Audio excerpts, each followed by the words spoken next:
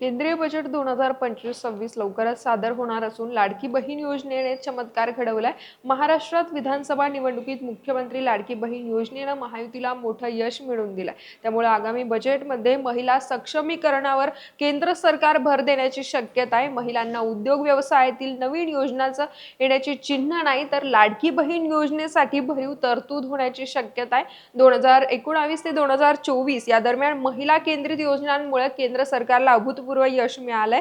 साक्षरता कार्यक्रमांच्या माध्यमातून 4.5 दशलक्ष महिला मतदारांना जोडण्यात सरकारला मोठं यश मिळालंय, तर मुद्रा योजनेनं लघु आणि मध्यम उद्योगांत महिलांचा टक्का वाढवण्यास मदत केली आहे। केंद्राच्या दाव्यानुसार 3.6 दशलक्ष महिलांना त्याचा फायदा झाला, तर पंतप्रधान आवास योजनेअंतर्गत महिलांना हक्काचं घर मिळालंय। या योजनेमुळे 2 दशलक्ष मतदार जोडले गेले। आता इतर क्षेत्रात सरकार हाच प्रयोग राबवण्याच्या तयारीत आहे।